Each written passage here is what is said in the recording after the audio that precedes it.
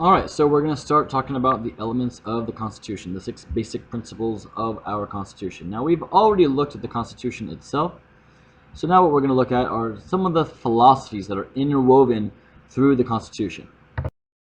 Right.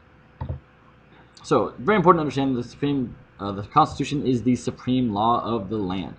What that means is no other document, whether it's a state constitution, whether it's a congressional law, whether it's a treaty, nothing at all in the country can contradict the Constitution. It is the absolute top, the most powerful and most important source of anything that we can do or government can do in our country. Nothing at all, no person, no office, no law can contradict the Constitution. It took effect in 1789. However, it's still working so well today, and that's really a testament to how well it was thought out, and more importantly, this fact that it's a living document. The document can change, it can grow, it can adapt. As new things emerge, the Constitution, because it is flexible enough, it can be adapted and molded to fit the current times. And without that, it really wouldn't be able to function still in this day and age. It would have been out of date so long ago.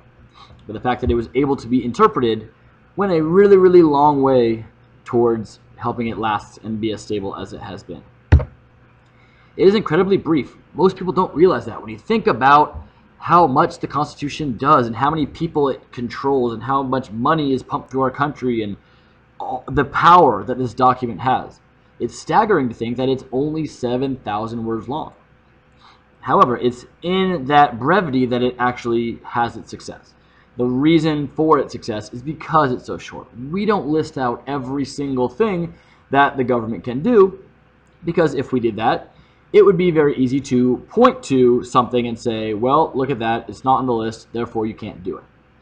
Instead, we keep it short and open to interpretation. And by being open to interpretation, it can, again, grow and change as we go on. 6 basic principles. Again, these aren't not necessarily sections of the Constitution. Remember, those are called articles.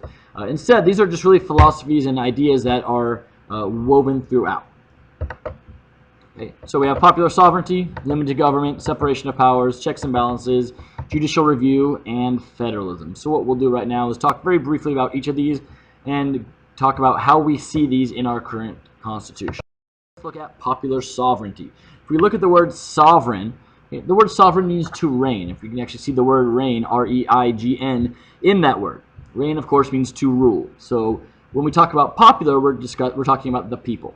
So popular sovereignty essentially is just the fundamental concept that the people rule. The people have all the power. And we see that, of course, with we the people, the first 3 words of our Constitution. Okay? People have all the real power, according to John Locke and our founding fathers. The government gets its power from the people, not the other way around. So therefore, the people are in charge, and people willingly give their consent to be governed. However, if the government is not doing what it should be, the people can do something about that. So people have all real power when it comes to our government.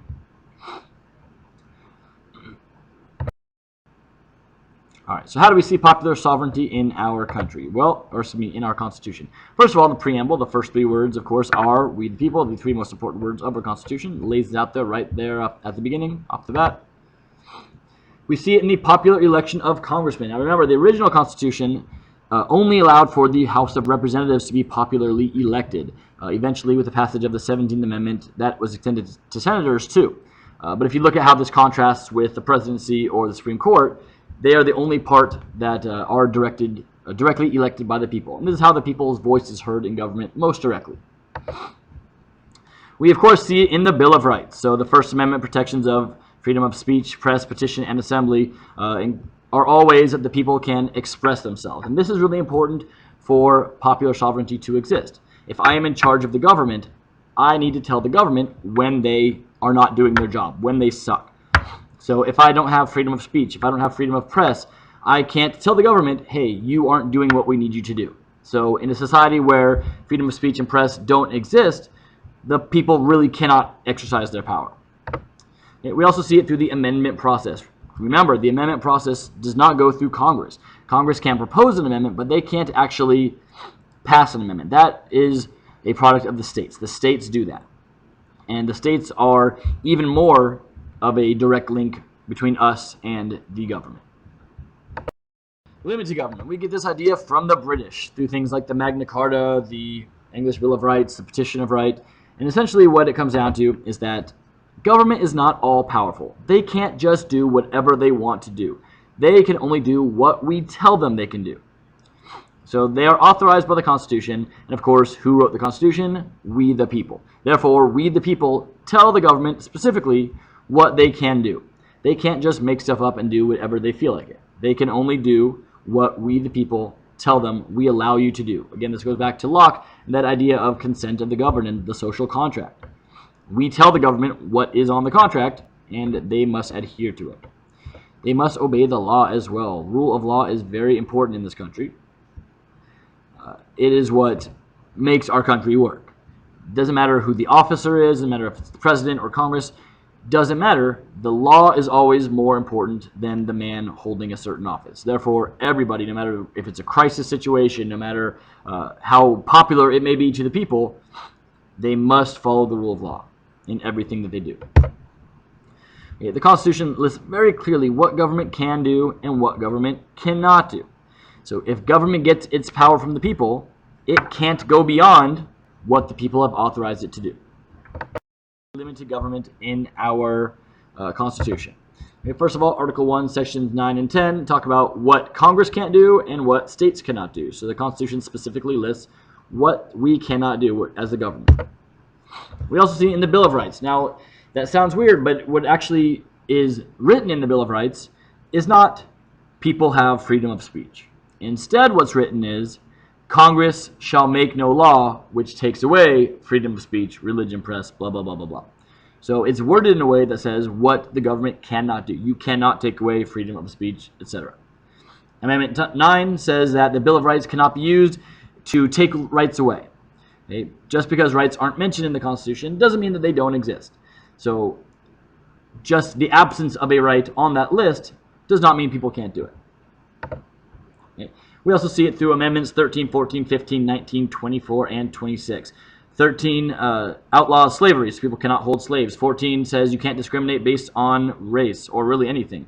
15 says you can't discriminate the right to vote, you can't take away the right to vote based on race. 19 says you can't take away the right to vote based on gender. 24th says you cannot charge someone a tax to vote. And the 26th says you cannot discriminate the right to vote based on age, as long as they are over 18 years old.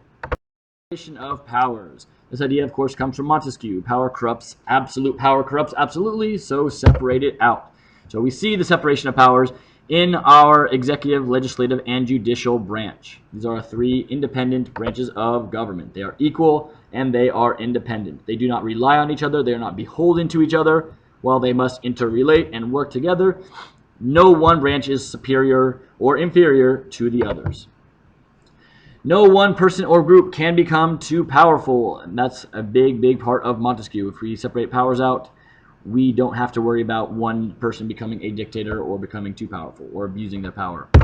So examples of separated powers from the Constitution, very easy. Article 1 talks about all legislative powers go to the legislative branch. Article 2 says the executive power goes to the president. And Article 3 says judicial power goes to one Supreme Court. So right away in Articles 1, 2, and 3, it separates the legislative powers, executive powers, and judicial powers to those three separate branches of government. All right, checks and balances. This goes hand in hand with the idea of separation of powers. It also comes to us from Montesquieu. So, to make sure that no one branch can eventually become too powerful, we create a system in which each branch has a way of controlling the other two. This is what keeps government running smoothly. So we see this in ways like vetoes, impeachments, overrides, appointments, confirmations, and declaring laws. So here are examples of checks and balances. If we look at this chart over here to the right, we can really see what each branch can do to the other two, but at the same time, what the other two branches can do to it. So the president can appoint Supreme Court justices, that's their check over the judicial branch, and veto congressional laws, that's their check over the legislative branch. Congress can override presidential vetoes as well as impeach the president. That is their check over the executive branch. And they also get to approve Supreme Court nominations. So that is their check over the judicial branch. And the judicial branch can declare both congressional laws and executive orders, which come from the president, unconstitutional. That is their check over the other two branches. Okay, that is called judicial review, which we'll talk about. Ironically, judicial review actually isn't mentioned in the Constitution. It never says anywhere in the Constitution that the Supreme Court can declare laws unconstitutional. However, what it does do is say that the Supreme Court essentially is the top court in the land. And in a very famous case early on in our history called Marbury v. Madison, the Supreme Court determined that they were able to void a law because it went against the Constitution. Since the Constitution is the highest law in the land, anything that violates it, by nature, should not be able to exist. And thus, the Supreme Court created this power for themselves in which they get to declare laws and executive actions unconstitutional. Okay, they're the ones who are going to make that decision. Okay, this is how we make sure that the rule of law is followed. Okay. How we see judicial review. Again, it's not directly mentioned in the Constitution, however, it is essentially inferred by the Constitution. In Article 3, it says that the Supreme Court has the final interpretation of the Constitution. So when we see a case like this, United States versus Eichmann, a law was passed that outlawed flag burning, okay, the burning of flag in protest. The Supreme Court rules that this law is unconstitutional because it goes against the First Amendment protections of freedom of speech. Even though you're not speaking, you are still speaking with your actions. It's called freedom of expression, okay, or symbolic speech. Since this violates the Constitution, and since the Constitution is the supreme law of the land, any laws that violate it are therefore gone. They are not allowed. They are what we call void. And this is how we see judicial review in action. So again, while it's not specifically mentioned in the Constitution, it is implied by the fact that the Supreme Court has the final interpretation and that the Supreme Court is the supreme law of the land. This will actually be our next chapter, and that is federalism. Federalism is distributing power not just within the three branches of government, but also going one step further and separating it out geographically too. Okay, so while we have one U.S. government, we also have many individual state governments. The thought behind this is that states can govern themselves for the most part. However, all states must still answer to one federal or national government. Okay, this is our compromise between having a monarchy and having the weak central government of the Articles of Confederation. We still have the good stuff that comes with the king, that being a strong government that can get stuff done, with also having the state's powers and the localized government that the Articles of Confederation gave to us. So it's that middle ground between there. Okay? State governments are better able to handle local matters like education or little trivial things like what day of the week will street sweeping be. Okay? We don't want the President of the United States determining that. He's too far removed. There's too much for him to do. So let states handle local matters like that and let the national government handle bigger things like going to war. So when we fight against the Nazis, Florida isn't fighting against the Nazis, the entire U.S. is. And that's just a better situation for everybody. How do we see federalism in our Constitution? Article 1, Section 10 lists powers denied to the states. So right away it's addressing that there are some things that states cannot do. Article 4 talks about relations between the states. So not only do they have to relate with the federal government, there are laws that govern how they relate with themselves. The process for amendment, again, like we talked about before, goes through the states, not the federal government. Therefore, states play an active role in changing our government.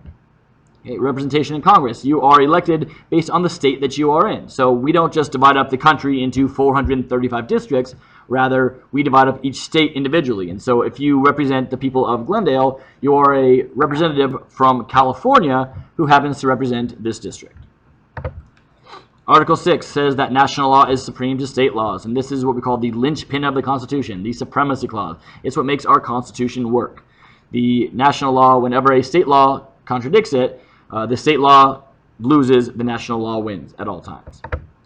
And Amendment 10 really is what allows federalism to exist, and that says that powers not given directly to the federal government or denied specifically to the state governments are reserved for the states. So all the leftover stuff that we don't tell the federal government that they can do, all that leftover stuff belongs to the states. All right, so at that point, this point, we are done with our PowerPoint. I made it under 15 minutes. Very happy with that. If you have any questions on it, please feel free to let me know. Thanks, guys.